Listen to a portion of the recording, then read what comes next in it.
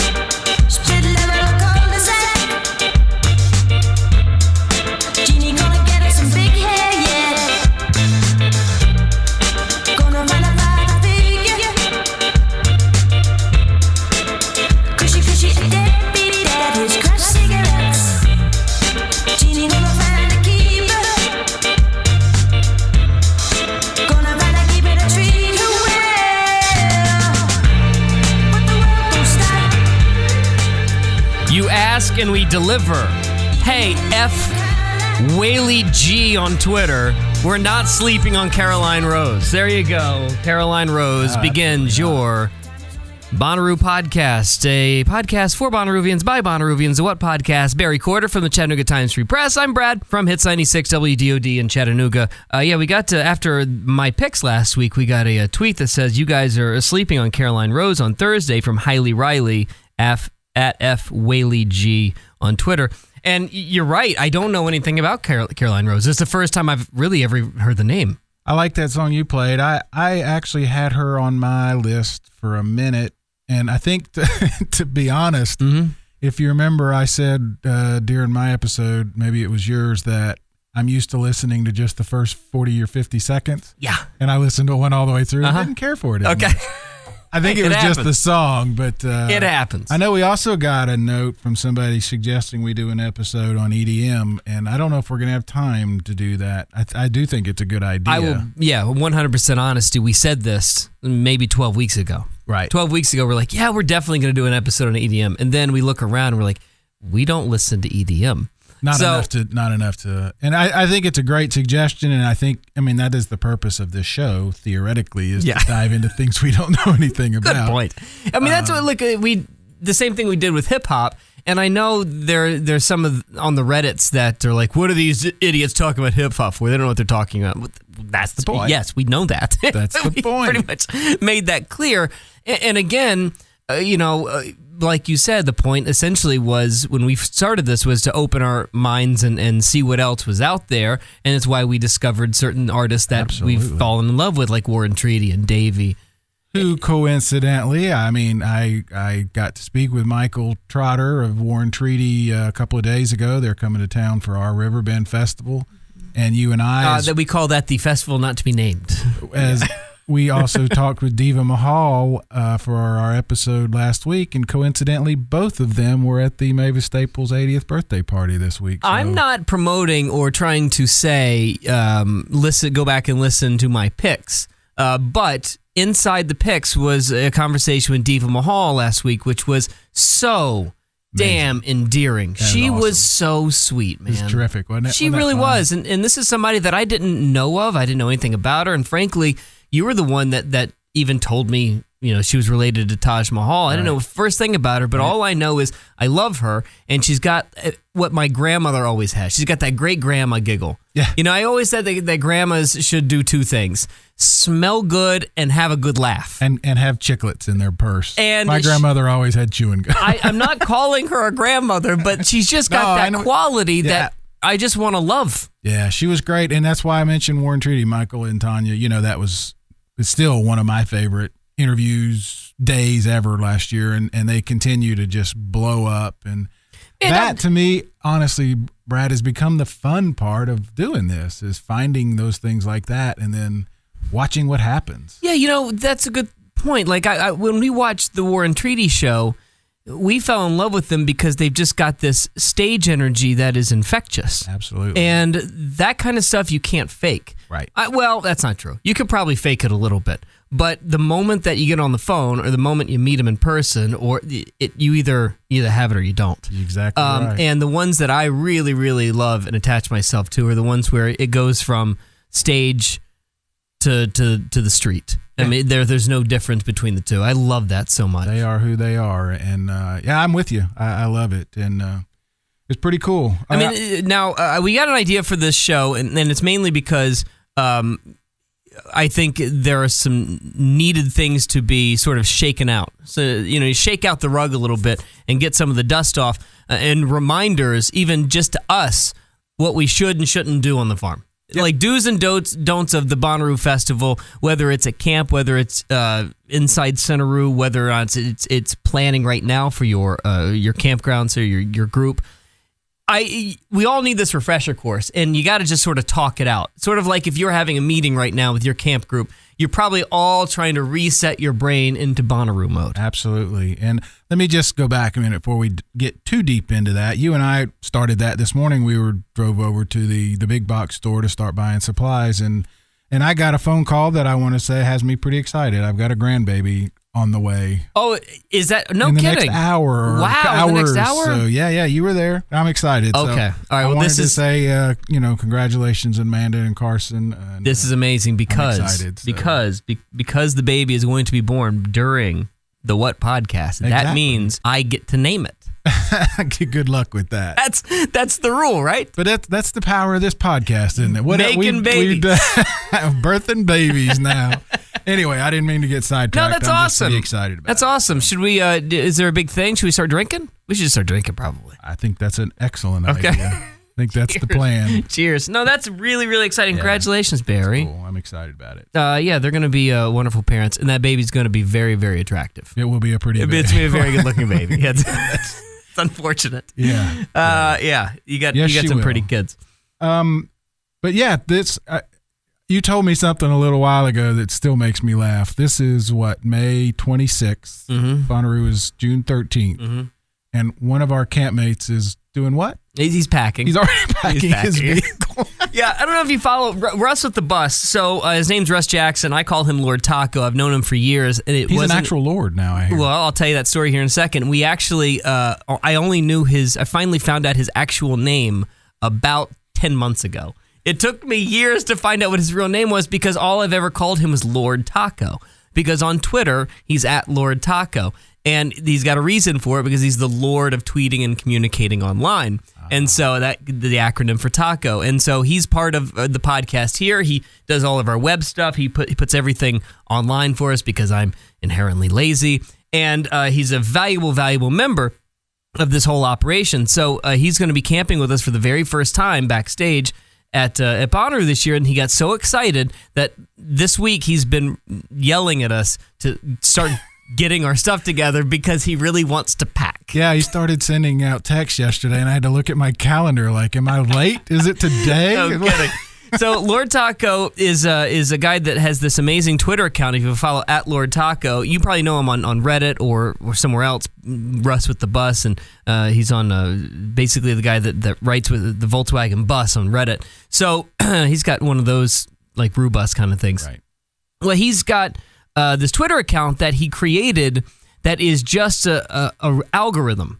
He's just created a Twitter account that pulls words. He's created like some rules, like this web program, where he'll pull words out from his old tweets that will populate a new tweet every hour and a half or so with perfect language rules inside of it. So it will be total word salad, and it won't make any sense, but the sentence structure is perfect. Right. The tweet won't make any sense. And it does it automatically. Why? Because the Lord of tweeting and communicating online has gotten tired of tweeting and communicating online, so he wrote his own program to tweet for him. And he's a nerd, so good for him. And I love it. for Christmas, this past Christmas, I decided to just rip the Band-Aid off, and I bought him. You can go online and find this. I went online and I bought him a 5-foot by 5-foot plot of land at Hogun Manor in England that he is now crested and official lord of. He is a legally known lord in England. That's a solid gift right there. That's a pretty good gift. That's a gift that keeps on giving. All right, so Bonnaroo do's and don'ts. I could start there as a Bonnaroo do and don't. Bonnaroo do, include new people on your campsite. And I was a hard ass about this for years. For years and years, I wouldn't let anybody new into our camp because I was so protective over the people that we had and the energy that we had. Now it's a free-for-all. Yeah, the one year there were people kept coming. I had no idea who they were. Right. Well, that gets a little scary. That does get a little weird. Yeah, it gets a little weird. Especially because, we put up fences and stuff. Yeah, we build a wall. Breaching the wall. We try to build the wall, yeah. But include new people into your camp every year as much as you can because you never know when you're going to shake up the energy and have a new experience. I have that on my list, and I have one that goes along with that you probably disagree with, you being the germaphobe, but I've got high fives are a good thing. I was kind of weirded me out at first, but it is a Bonnaroo thing. I know it's a Bonnaroo thing. And if you've never been, what I'm talking about is you're going to be walking through a crowd and somebody all of a sudden is going to just put their hand up, and if you're, depending on where you're from, you might think you're being assaulted. They really just want a high five. So look, it doesn't bother me. I know. This is tough for me because I want to live by my own mantra, which is let go and not worry about things like I usually do, which is normally my mantra of Bonnaroo. Just whatever you do, find that space where you can completely let go of all the stuff that you usually hold you back. High fives are a very hard one for me. Yeah, I knew. And I can't really get there until about Saturday. Right. And it's mainly because I have this history of fear when it comes to shaking hands. I cannot stand shaking hands. I don't want to touch anybody. I don't like to be hugged. I don't like to be caressed. I don't like the shaking hands and the touching of your parts. Here's my rule. Here's my thought. The reason why I don't ever want to shake a man's hand is not because I disrespect him or I might be holding a gun and I'm trying to... Go ahead, say it. No. I think that there's a theory that I have that I think that you're 15 minutes away from or have just touched your dick. I had a feeling we were going and there. I just don't. You do know where that hand's been, sort of thing. Yes, I don't. And it is Bonnaroo. There's a lot of sharing of functions. I get it. And what's weird for those of you who don't really know Brad or don't know me and Brad, it's just another one of those quirky things that I wonder why we're friends. Yeah, it's a tough one. Because I'm Mr. Meet everybody. I'm, constantly wanting to introduce you to the people that we meet. Yeah. And I'm sitting there thinking he isn't going to shake hands. This is going to be awkward. Yep. He's going to be a dick. Yeah, I don't think that's a dick thing, though. I don't know if I want to, embrace you that way. Why can't I have a set of, That's all fine. I just don't want to have to explain to the person. I usually wait till your, hands are full or something. I usually, when somebody reaches out, I'll give you one. I'll give you the one. But I'm not giving you two.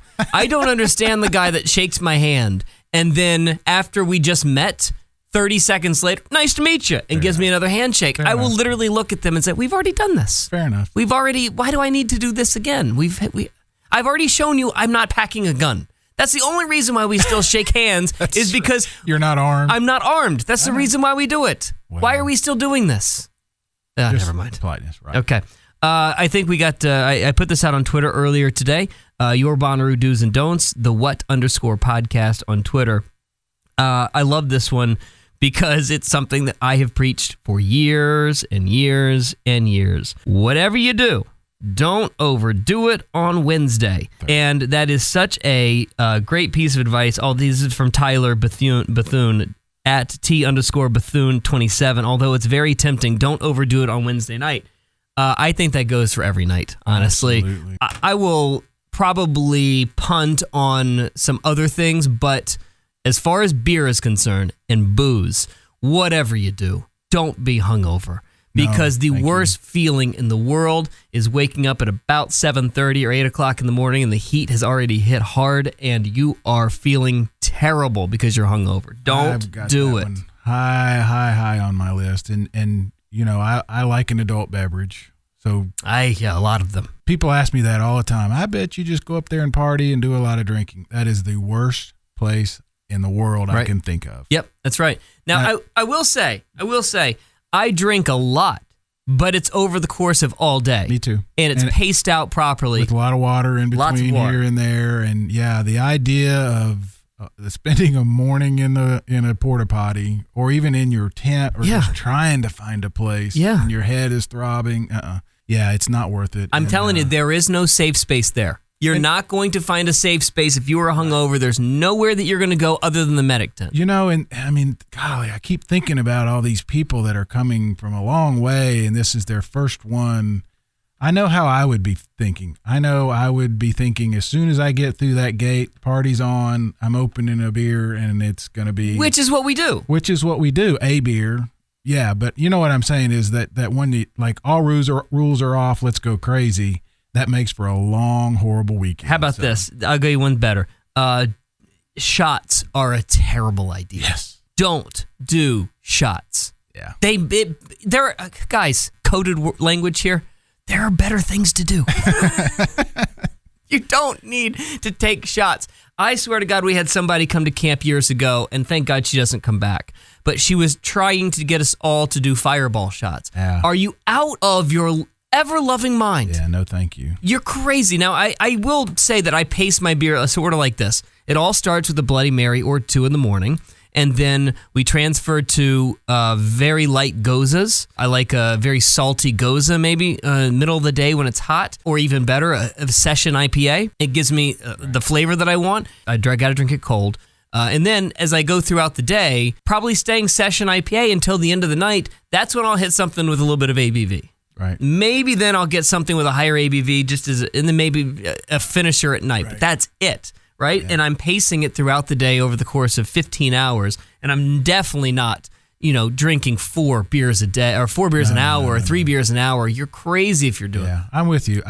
In fact, now that I think about it, my whole day is probably patterned out as far as like when I eat, when I do. I mean, first of all, I have to work. We keep forgetting I'm actually working. You do, yes. And so I like to work in the morning when you guys are still sleeping, so I get all my stuff done, a lot of it, and then I follow up throughout the day. But yeah, the whole thing is sort of paced out and planned out. And so for you guys that have never been, and the other thing about that, if just getting blotto drunk is it's a huge place. It's easy to get turned around and get lost, especially when you get back sober. Into camp. Yeah, that's right. So if you're messed up, then that makes it even trickier. So. Yeah. Not saying don't have a great time. Have a great time. Be careful. Cocktails better left at the beginning of the day for me. I don't know about anybody else's body, but a gin and tonic is very nice in the middle of the day, and then I'll transition to beer as I go throughout the rest of the day. I very rarely want to do a cocktail at night. I think cocktails at night are a very bad idea after I've been doing beer for 8 hours. Yeah. Very bad for my body. To be aware of is what you've done. But I have to say that the Moscow Mule sort of became a favorite last year. That's right. It's because there's a space backstage where there's unlimited Moscow Mules. Yeah, if you can get a hold of that, highly recommend it. Speaking of food, you said something about food. I will go. We've talked about the unnecessary food at camp, and we'll probably get to that here in a second, but I want to make something a do and don't. Do follow the same food pattern every day. And you might want to go ahead and start doing that a day or two before. By that, I mean, don't be risky with your food choices. Right. Don't go out of left field, and if you've been eating hummus and PB&J sandwiches and then some pizza, don't throw in some Chinese food. Yeah. No, that's a great point. You need consistent food choices, and you know why. Yes, you know exactly why I'm saying this. Absolutely. Yeah, that's what I mean by patterns. My whole day is sort of planned out, and I don't eat a big meal. I don't eat a lot. I eat lots of small, consistent bites throughout the day is probably the better bet. Absolutely. Yes, and make sure they're. If I know you might be gluten intolerant, but make sure they're bread based is probably a good idea. Stay away from fried food. I know how my body reacts, and I know how I want to stay very regular in certain ways. And I'm not going to do that if I am throwing in bizarre food choices. Now, I'm sure that Thai place is terrific, And I love Thai food. I eat it 3 times a week. Right. I'm not throwing Thai food in the middle of Bonnaroo when I've been eating spicy pie and hummus all day. Yeah, absolutely. And along those lines, too, we've said there's no need to bring a whole lot. Don't overpack, don't overplan, especially with the food. There's plenty of good food on site. There's a big don't. Don't bring a grill. Don't bring a grill. Don't bring a grill. Cook. You're not going to cook. Don't bring a bunch of food that you're going to waste it. I promise you're going to waste it. Somebody on Reddit had a great comment. The worst food that you can bring? Bananas. Because within seconds, those things turn brown. That's Apples a great line. are really good. Things that are going to rot meats and stuff like that. I think you're better off. You could almost sustain yourself with a loaf of bread and a good-sized jar of peanut butter. That's true. That's exactly right. And I know this is the vegetarian in me talking about this, but I don't think it's a good idea to bring a whole bunch of ham and turkey.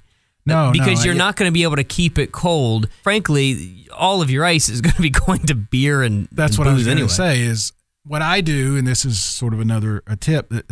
If somebody has a better suggestion, I'd like to hear it. But one of my favorite things is to buy a case of water, freeze it, and put that in my cooler. That serves as both my ice or my cooling agent, and of course I drink it. And I'm not a big eco, not a overly zealot about it, but I don't like the idea of having all those plastic bottles. I wish there was another way. Well, what we did one year? We brought one of those tops of the cooler things, those big jugs. Yeah. And you can get it. We get ours at Whole Foods, and it's only like $2, $3. Just a jug of water. Just freeze that. It's just no. I wouldn't freeze it. We didn't freeze it. That would be impossible to freeze. It's one big block of ice. But it's the frozen part that I like for 2 reasons. One, that makes sense. Your ice doesn't melt, and then you have soggy food. Yeah. Which is what always happens in coolers. Well, we talked about having that dry ice one year. That's a bad idea. Yeah. Don't do that either. I think the other thing next year is we're going to buy an ice maker.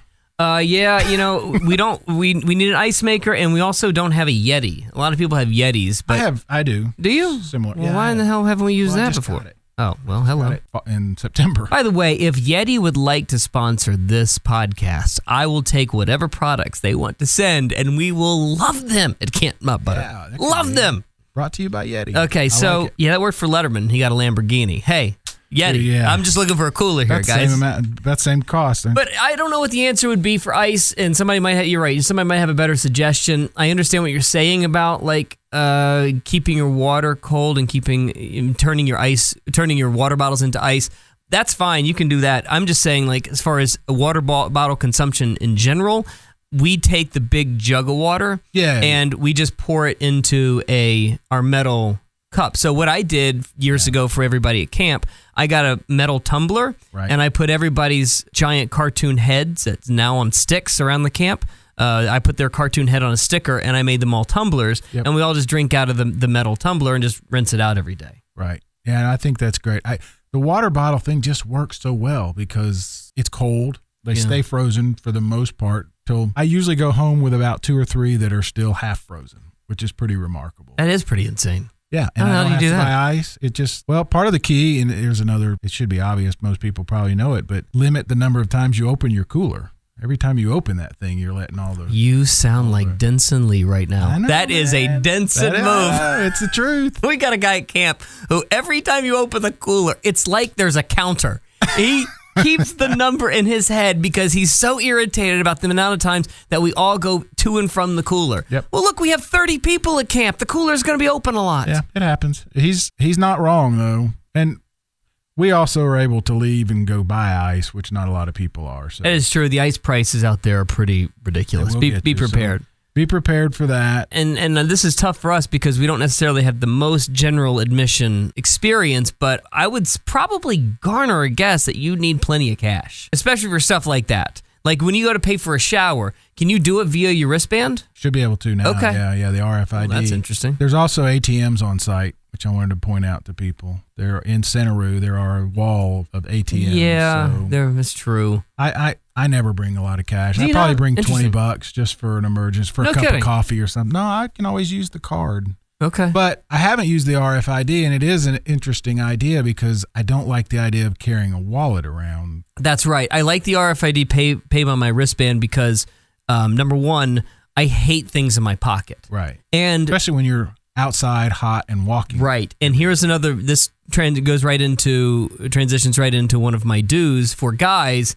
Guys, better bet or swim trunks. Yeah. And if I'm wearing swim trunks, that means I have no pockets. Right. I have one pocket for my cell phone, and of course, that's not going in my pocket. I put it in a plastic bag, and I put it in Nick's, backpack. Yeah, the plastic bag is another great idea. Get a good Ziploc or whatever, in case it rains, in case you sweat, whatever. It's good to keep your phone in there. Or if it gets dropped into a porta potty, which happens. Has happened. By the way, did you notice any porta potties last year? Pardon? There's no porta potties last year. Yeah, there were. In Bonnaroo? Oh, in Bonnaroo. I thought they were under the tent area. I guess. No, they got rid of all of them. Yeah, because of the flushables. It didn't dawn on me. Yeah, so I hate to tell you this, but where we camp, nothing but porta potties. Right. And they are the least attended to porta potties. I'm probably pretty sure they're just now getting around to cleaning them. They're so under-cleaned. It's insane. Well, we're talking about patterns. Some people can identify animals or whatever by their sounds.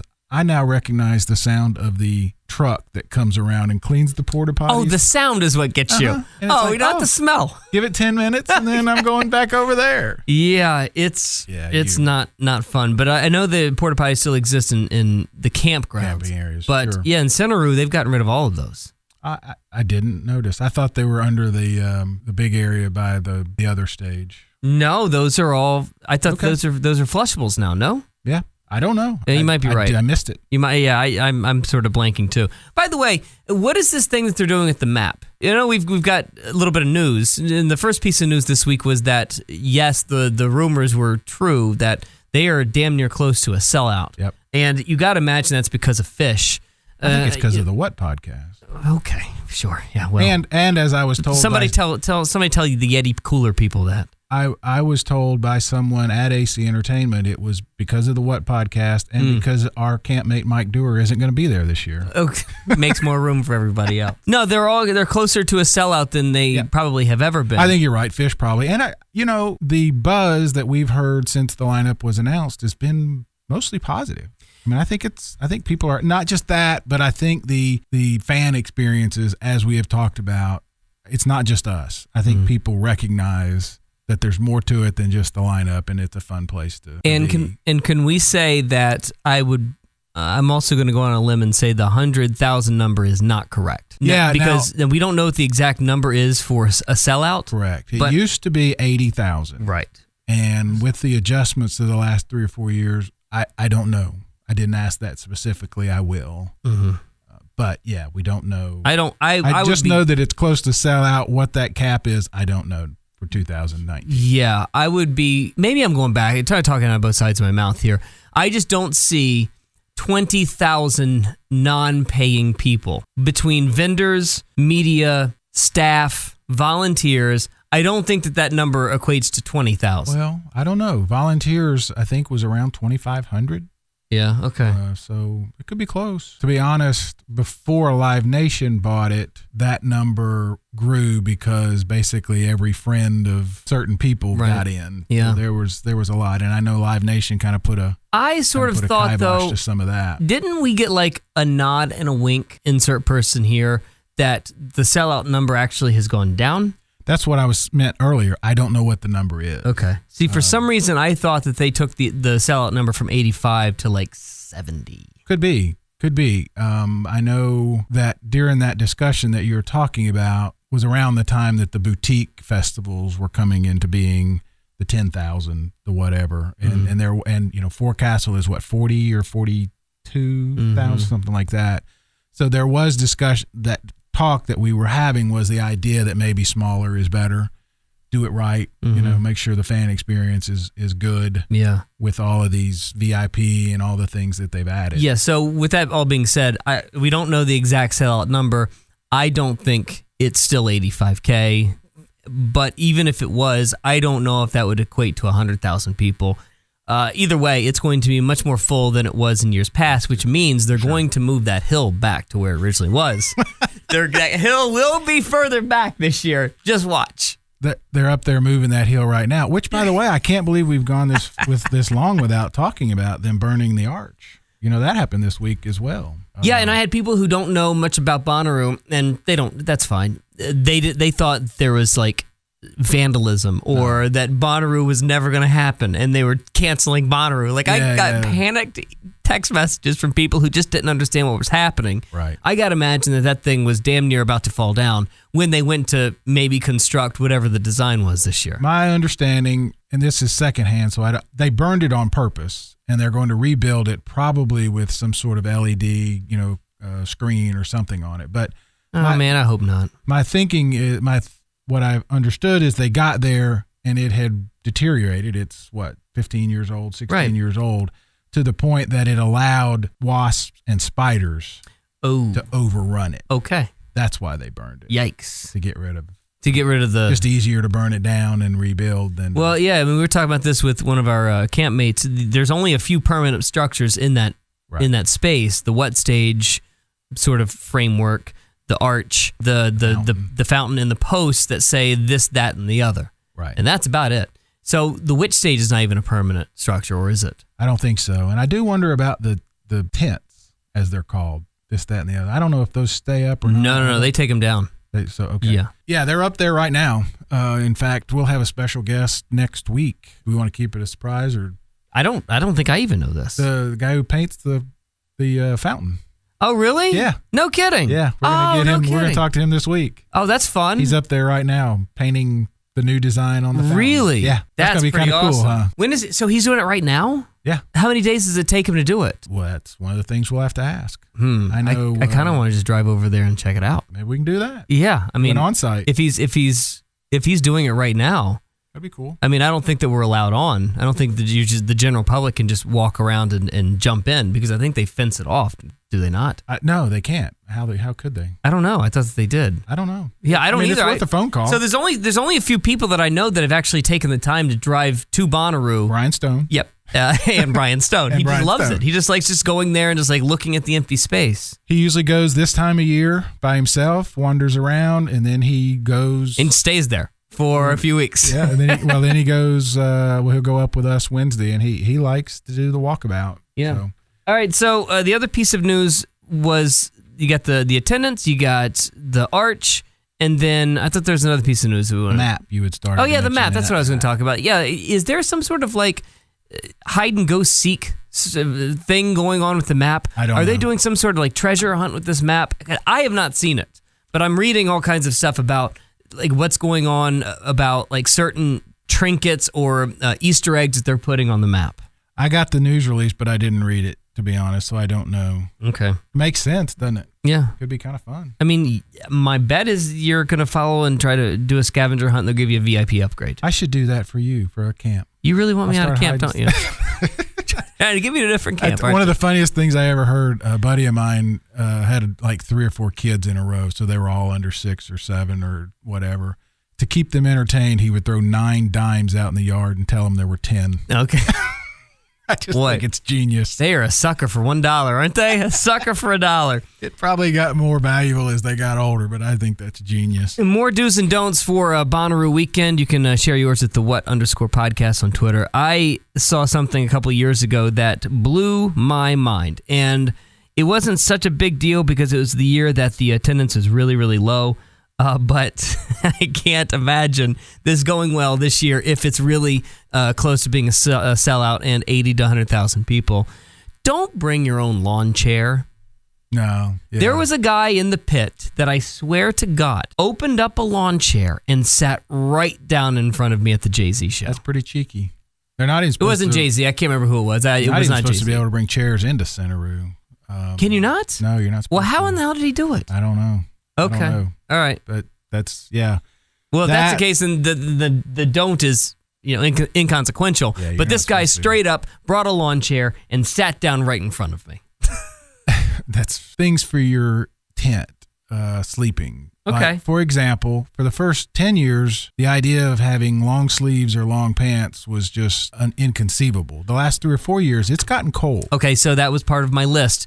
be weather ready. Be weather ready. At night, it gets cold. It does. It has gotten cold. Barry is under a blanket every night waiting for the kids to come home. That's exactly right. That's how cold he is. I have slept in a hoodie before. Me too. I remember one of our Bill Lockhart, one of our local radio guys. We joked about it. He said he got up and got in his car and found like old long sleeve T-shirts to put on his legs. It had gotten so cold. Boy, he is a thin man. Yeah, it's just funny.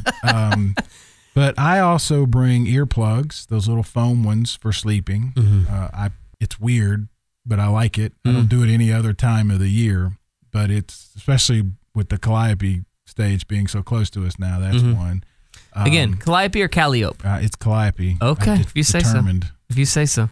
I've raised my hand and counted to 3. It's Calliope. Okay. I also, and this is one of those maybe inside, too much information, but I keep a wide mouth, and that's key, wide mouth jug. What's her name? Yeah, in the tent, so I don't have to get up and go find a porta potty at 2 and 3 in the morning. Yeah, heck yeah, man. That's wait a second. One of the best things ever. So I'm 5 feet away from a jug of your own pee. Yeah. Wow. Yeah, I'm not going to tell you which one either.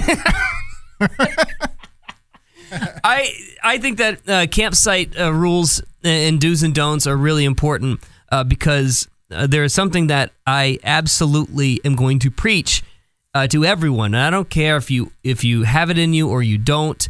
Be crafty. Please be crafty. Make camp fun. Make camp something. Don't just show up. And I'm telling you this, put forth the effort. Yeah. Don't just show up with a tent and a pop-up. Don't just show up with, some things to hang off the side of the tent to keep the shade. Make camp fun. I saw somebody on Reddit is making just a load of bracelets. That's awesome. She's just going to give them away. Yeah. Make a totem. Get with your friends and make something fun. Do something crafty. Yeah, give it a name. Yeah, do something with camp or something that makes you feel like you're part of this experience. Don't just show up with a tent and a pop-up, please. And to add to that, I've got my very first one is don't go to Dick's Sporting or REI or whatever and buy everything. You don't need the latest, greatest, but you do need, I think, tarps. You need paracord. Mm-hmm. You need bungee cords, the kind with the hooks, and maybe zip ties. Mm-hmm. And you need a lot of zip ties. If you're going with a lot of people, not everyone has to bring all of that. Just make sure somebody has it. Like Denson, he's laughing about Denson is a camper and a hunter and fisherman and all that. He's got everything on the utility belt that you could ever imagine. Yeah, he's got it, and if he doesn't, I usually do. A rubber mallet for driving stakes into the ground. This is another good do. Find someone old at camp. Yeah. Have a camp dad. Whatever you have to do. No, I think the rubber mallet is a good idea. And quickly back to the clothes. Mm-hmm. You don't bring them, but I saw this a couple of years ago. You can go to wherever, Walmart, whatever, and for like $12 get rubber boots. No. Those ugly rubber. They're the best. I know. I do have a pair. Okay. The only reason I have not brought them is because one time I looked into it and there was a spider, and I immediately threw them away. Yeah, and I haven't had to. Yeah. I had them last year. It rained that Sunday morning, as we know, and it puddled a little bit. And while everyone else is tiptoeing and dancing and having to, I'm doing straight line wherever I wanted to go. That's right. It really makes a nice. That's being weather aware. That's another tip about being weather aware. But I like your checklist of stuff to bring to camp. I don't disagree with that. I feel like there's other things that you could or should bring other than rope and bungees and tarps. A headlamp is a great thing. A headlamp is essential. Yeah. It is so important because it gets very, very dark. And especially when we're trying to walk back to camp, right. If you don't have a light, some sort of flashlight, don't count on your phone.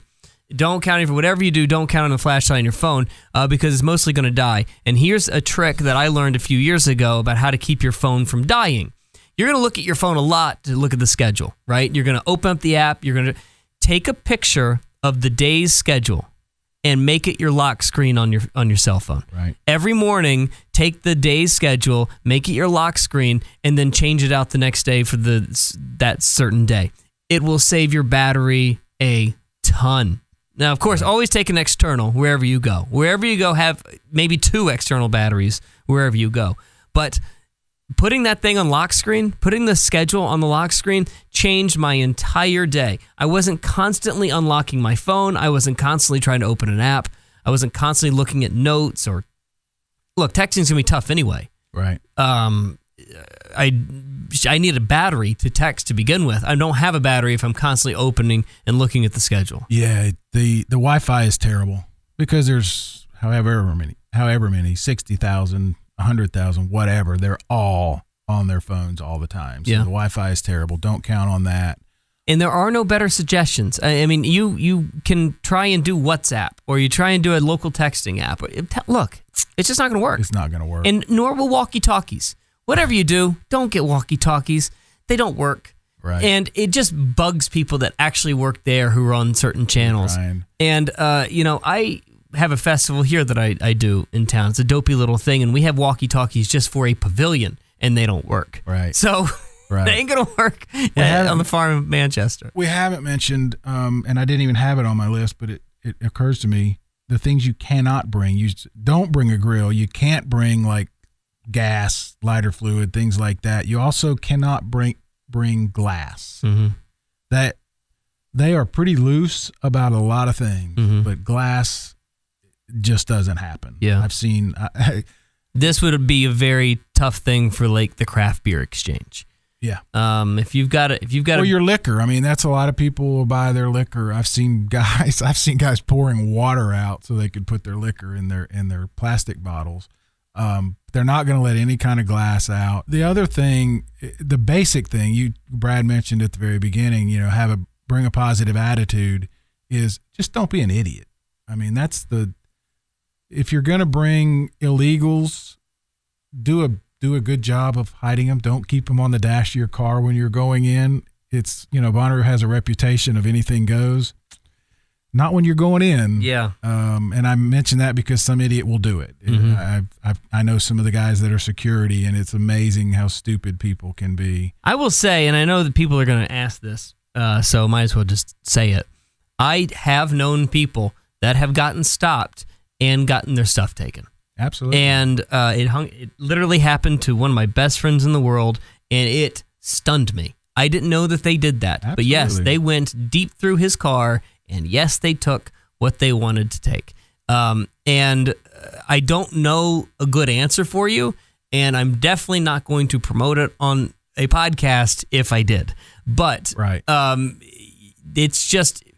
Well, here's another factor. Be very, very clever is all I'm saying. Here's another factor, and I don't know how it will play out, but I think it's maybe worth mentioning, especially for a lot of people that have been before. They have a new sheriff in town. For many, many years, I've worked with Steve Graves. He lost the election, so there's a brand new sheriff in Coffee County. Yeah. What's his deal? I don't know. What do we know about him? I don't know, but Sheriff Graves was a very good sheriff. I'm not saying he was How long had he been there? He's the only one I've ever dealt with. No kidding. And he was terrific. So the first time in Bonnaroo history, there's a newly elected sheriff. That I know of, yeah. And Steve, I call him Steve. I've only ever talked to him on the phone, but I call him, every Bonnaroo the day before. I call and say, hey, do you mind if I, check with you a couple of times a day? And he was always very accommodated, always answered the phone. I asked him one year, I remember, what do you think of this festival? Because it brings a lot of money into the Manchester, Coffee County area. And he hesitated a second, and he said, well, it basically promotes every single thing that we're against. Okay. But all in all, he always worked really well with the festival. He was terrific. So I don't know. Like I said, I don't remember the new sheriff's name, and I don't know anything about him. His name's Chad Parton. That's it. That's all right. I'm not trying to imply anything. I'm just saying. Well, I don't think that you are, but I would be. I would love to maybe schedule a call with him. That's good. I would love to just pick his brain and just take his temperature and see where he is. That's a good thought. I need to talk to him. I need to reach out. I need to get the. No, it's essential. I mean, if you had a relationship with a sheriff for 15 years, yeah, you Absolutely. Is that something we might be able to schedule before Bonnaroo in the next 3 weeks? I can try. Talk to the sheriff of Coffee County. Not to like see what any human being can get away with, but just to see what his value to this festival is. I'm just certain in general. we could get the mayor, if not, because the mayor is usually there at the media event that we go to. That's right. I don't remember seeing him though. Yeah, was he there? He's there. Yeah, I mean, I'm looking through his platform on his actual website. So, candidate for sheriff. Who am I? Why am I running? I'm just reading some of it. I mean, he doesn't say one thing about Bonnaroo. Yeah. It is a cash cow for that area. So. Yeah, you'd be a fool, a total fool, to start screwing up that relationship. Right. They just built you an entire sewer system. Yeah. Water, everything. Yeah. Okay. All right. Just letting everybody know. I'm just, you stopped me dead in my tracks on this because I didn't know anything about this. I just found out like Wednesday or Thursday. When the hell was this election? Don't live in Coffee County, so. You know what? Not abreast of the Coffee County political scene right now. Crazy enough. Anyway, I'd love to actually talk to him and give him a shot and give him a chance and just hear what he has to say about the festival in general. I'll ask. Who knows? Maybe he's even better than the last guy because the last guy has been pretty damn good. He was great. I mean, he's a policeman. He's a very good. I don't mean to imply that he didn't do his job at all. He was just great to work with, and I think understood the situation and leave it at that. And by the way, that goes to another do. Be very, very, very, very kind to the people that are working. Most of them are volunteers, and yeah, they're getting the free ticket, and they're they earn them.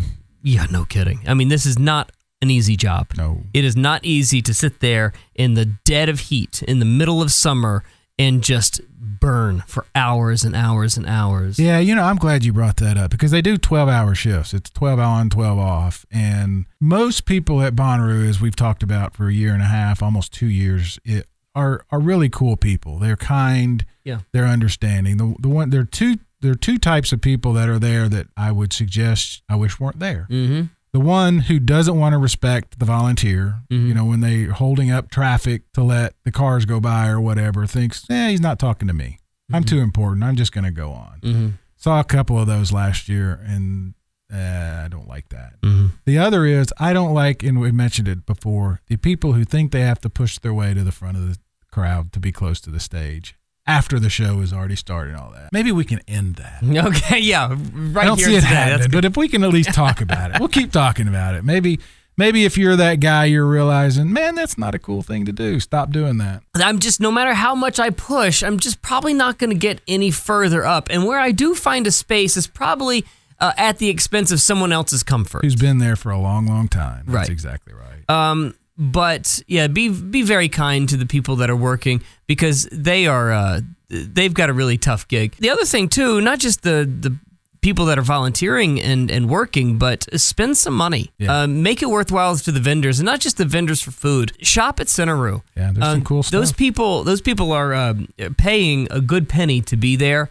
And I hope it's worth their while. I hope that they get something out of it because they provide a very nice service to the festival in and of Absolutely. itself and as a whole. I saw a couple of suggestions when I was researching this earlier this morning that I kind of liked. One guy said, leave the show a little bit early to beat the crowd to getting out. That's a hard one because, as he said, he missed Hey Jude. He said, as I'm walking away, I hear everyone, Who leaves McCartney early? Yeah. So that's which raises. To get to what? Yeah, I don't know. What was he trying to get to? I guess he just wanted to beat the crowd. That's ridiculous. I wouldn't suggest that. I would suggest sort of getting the lay of the land. There are better vantage points to seeing a show. You'll find those out. Left side, right side, whatever. Planning it out. That what stage, as we've talked about, getting in and getting out, it bottlenecks bad. Yeah, So it sucks. terrible. It really, really sucks. And I don't know why they do that. And if you are somebody that has a little bit of claustrophobia, hold back. Yeah. I mean, by the way, maybe you do leave really early, but don't get stuck in that because it's going to freak you out. Right. It'll freak you out hardcore. Yeah, Which, by the way, speaking of the way that they put around put the what together, and the reason I come back to this hill all the time, the VIP hill that I'm convinced has moved. the one that's on rollers or something. But there is nothing better than getting rid of the porta potties to the left of the what stage. Because how many years, year after year after year, the wind would just push the smell of the porta potties. Right, I'll never forget. Eddie Vedder looking over that from Pearl Jam, looking over the man, little ripe. Yeah, a little ripe. Oh, there's a big don't. If you do go into a porta potty, wear shoes. I swear to God, I watched somebody walk in shoeless one time. I mean, that is just, you are just covered in dysentery. If that's the case, what are you doing? So what I said about high five earlier, forget all that. See, that's why I have these problems. Speaking of dirty and not dirty, I have a rule here, and you might think that this is silly. Fan of the What podcast, Barry Corder, Brad Steiner, fellow Bonnaroovian. I have a rule about sex. First off, I don't think sex at music festivals, especially camping festivals, is a good idea. Good, because I'm not doing it. Okay, well, I wasn't offering. But if you're going to, save it for the first night or the last night. Yeah. Okay?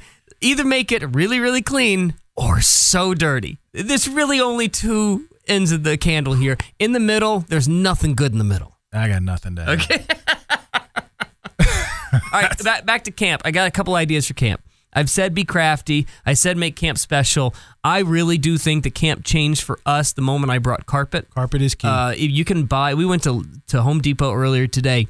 You can get that really thin foldable carpet. You can get remnants. Yeah, you get 200 square feet of carpet for about $100, maybe even cheaper. Get carpet. It helps. It really, really does help. And here's what you do with the carpet. Once you get it out there, I'm telling you, it's going to be a mess after a day and a half. So do one of two things. Either bring a broom. I know it sounds silly. Right. Or get one of those, Chinese restaurant vacuum cleaners. The Swiffer. I've got the Bissell. Yeah, Bissell, I finally found it. And it's great. Yeah. It's rechargeable, right? It's not plugged in. Oh, we had one that was chargeable one year. Did we? Yeah. Oh, a dust buster would be hilarious. Heck yeah. Okay. It was hilarious. Yeah, carpet's good, and even a small piece or a couple of carpet tiles, the 3 foot by 3 foot for the entrance to your tent is a pretty good idea. Yes, like a welcome mat. Like a welcome mat to wipe your feet, and also depending on where you're camping, the grass, the roots, tree, little small ones can be kind of tough on bare feet. So. The heat's going to be bad. I suggest a lot of rags, washcloths. The reason I say that is because you can take them, dip it in the cooler, put it on your neck. Supposedly, because someone asked me that, I guess now it's probably Yeti. They seem to have invented everything, but they sell these things now that you can freeze and put around your neck. Can you really get wet? Yeah, they're probably. You won't get wet? They get wet. Okay. Get cold water. Okay. To keep around the back of your neck. Yep, you need that. I would also. A bandana is good for both sweaty hair or breathing if it does get dusty. And my biggest, I'm gonna save the biggest for last. My biggest do. Does it involve doo-doo? Sort of. I thought so. Baby powder. Yeah, 2 words. monkey butt. I'm telling you, powder.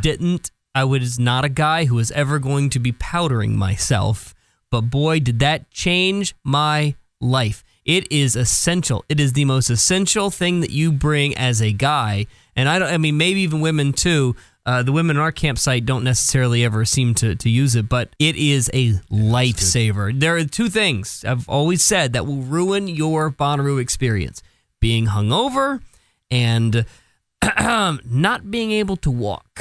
Chafing. Yes. Yeah. The other thing, and this seems kind of weird, maybe, a lot of people use hand sanitizers, which is. That sounds like it would burn like a. I don't mean for that. No, I meant for washing your hands, actually. I did that one year exclusively, I think. Nothing but hand sanitizer? I washed a hand with water whenever I could, but I thought, this was several years ago, I thought the hand sanitizer did and when I left the site, I stopped at a McDonald's or something to get a Coke and went in the bathroom and washed my hands and was stunned at the gunk, the brown. Yeah, I don't want that. I don't like hand sanitizer, man. I like hand sanitizer. I don't like it either. That's my point. When I'm in Bonnaroo, it's a nice little fresh up. Right. But when I'm at camp, I want wipes. I want a big jug of wipes. Baby wipes are great for a lot of things. Wiping your feet if it gets dusty in your tent. Yeah. I know you like to shower, but they're good for in there. They're good for your hands. But I also get, like you said, the big 2 gallon of water or whatever. And I use that to brush my teeth and wash my hands. Yeah. And bring actual soap. So so I have a thing about, so I get a little a jug and I just pour some water in. The special cup that you bought. I have one special cup. Yeah, it's the dumbest thing I've ever bought, but it's my toothbrush cup. And I swish it around and dump it, put some more water in, swish it around, and I'm done. Yeah. Yeah. Ooh, that's another thing too. I know this sounds a little diva-ish, but it's stuff like this that makes the experience a little bit easier for you. Man, mouthwash is great. Yeah. And I don't like feeling gunky or that I smell bad. And if I can figure out little ways to make myself at least feel better, that's wipes in certain spots, that's keeping my feet clean, that's washing my mouth out, just to, and again, get a refresher. You don't have to go to REI to get all this. Walmart has an entire 2 rows dedicated to the $1 and $2, the travel size stuff. You can get the travel size shampoos, soaps, toothbrushes, all of that stuff. I think I usually go every year and I might spend $15. And usually now I have it built up, so I just bring the same stuff. Do you suggest a funky outfits? Are you a silly outfit kind of guy? No. No. Okay. No, but you're going to what on that? What is it? Ratchet Sunday. Ratchet Sunday. Ratchet Sunday. I'm gonna have a cutoff T-shirt and booty shorts. And that's glitter. me. Oh, that's the other thing. Oh, this was actually from Brad Girl, from our campsite. She had a Bonnaroo don't. Glitter is very bad for the environment. It's actually terrible for the environment. And you do what you want to do with glitter. Right. I'm telling you, here's my public service announcement. Glitter is terrible for the environment. I like it. That's a good thought. All right, so I'm sure there are a ton more that we could do. I mean, I could probably keep going because I really, really like this topic. I really love just shooting the shit about Bonnaroo because right about now, these are the things that are trying to activate your brain. I keep thinking, going back to the first year that my daughter went, she had a couple of friends, and man, and I did it too. I over-obsessed before going to that first one, but these two guys obsessed. I mean, they had lists about making lists about lists of what to bring and what not to bring, and I want to say when it was over, they both said 50% of what they brought they would have left at home. Yep, that's right. And a lot of that was food. They ended up spending a lot of money, and I don't know how to deal with this one because we don't really camp in general camping, but they offer taxi rides basically if your campsite is way out there, so you are going to need cash for that.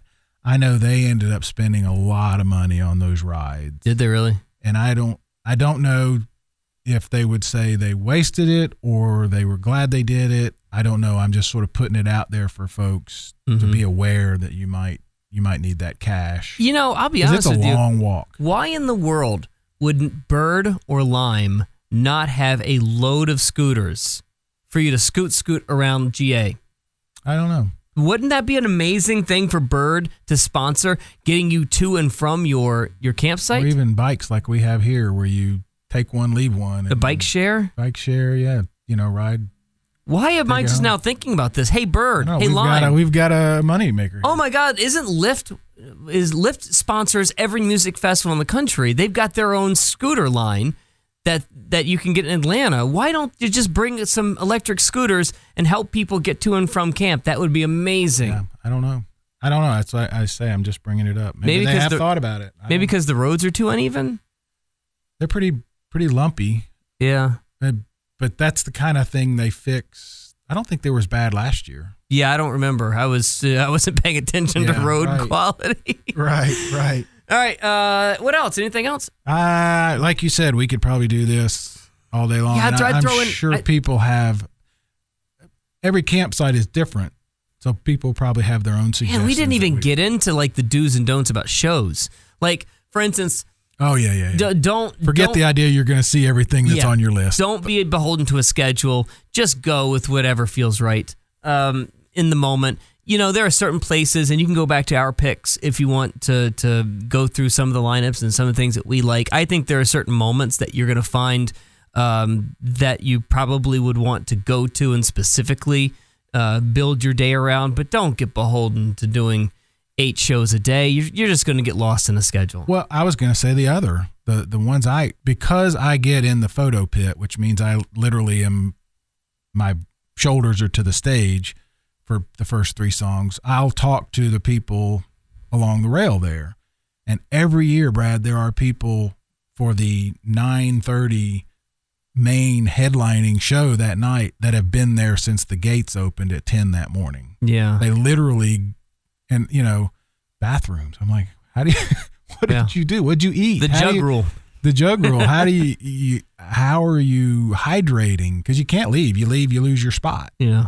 That's not me. That's not me. There's either, not anybody man. in this world that I want to see bad enough that I'm going to stand in one place for 10 hours. And I don't mean to be a jerk about this, but are you that big of a Post Malone fan? Nobody. Man, I mean that takes a lot of dedication. And you're right. I want to go out amongst them, as my uncle would say. I want to go live. I want to go experience things. I don't want to be beholden to a rail for 10 hours. That sounds miserable. With sunscreen, all that stuff. Bring a hat, all that stuff. No. No hats going on the moneymaker.